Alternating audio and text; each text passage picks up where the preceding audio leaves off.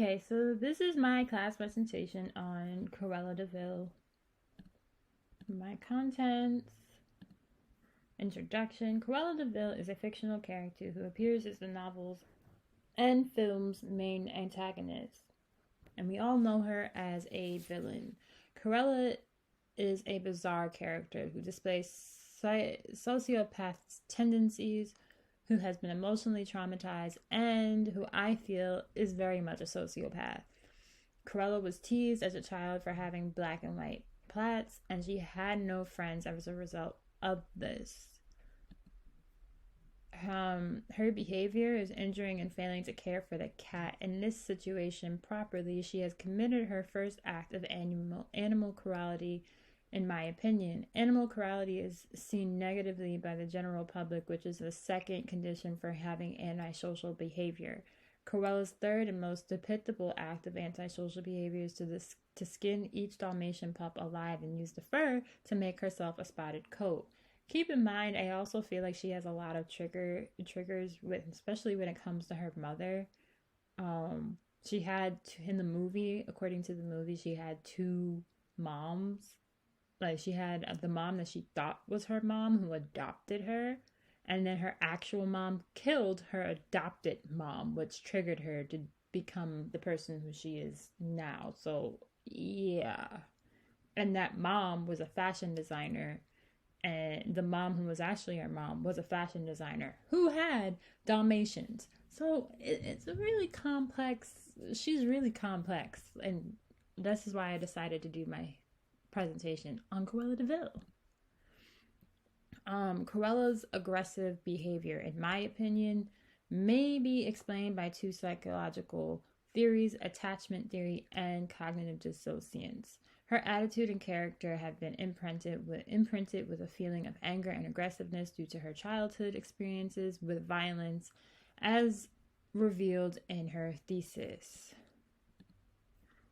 Major tense. Hell Hall was the location where the pups were kept captive. The core idea of the 101 Dalmatians stays the same regardless of the variances and personalities between each character.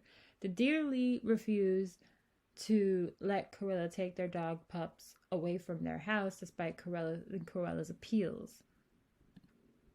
Carl Jung theories. The expression collective unconscious is ascribed to Carl Jung. He thinks that people are linked to one another and their forefathers and more mothers via the sharing of comparable experiences. According to Carl Jung, a person's psyche is a synthesis of their conscious and subconscious thoughts united into one entity, according to Carl Jung.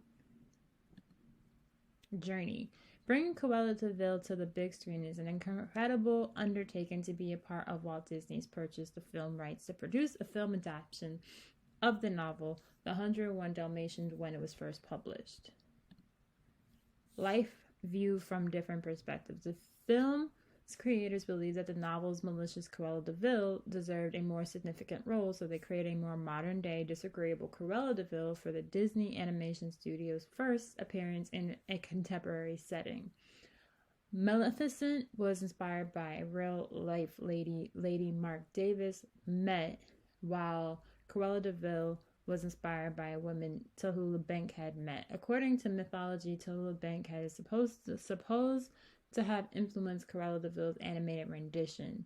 Disney animators enlisted Mary Wickes, a well-known character actor, to help them divine Cruella De vil's demeanor and attitude. Her strengths are Cruella De vil is an intriguing character in a story or film. In her rush to get to Anita's house, she must have had a sixth sense since she comes 3 weeks early despite the notion that Dalmatians are only pregnant for 2 months. Cruella De vil is a teenage fashion designer hired to work on a high-profile project in 1970s London by Thompson Bruness von Hellman.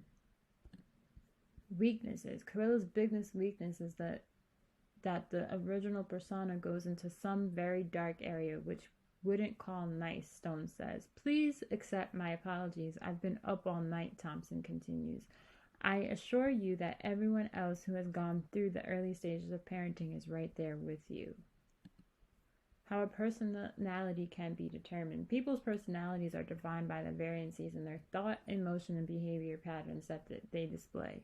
Personality research may organize into two types to demonstrate this argument. Personality traits such as friendliness and irritability might be used. These are my references, and thank you so much for supporting me.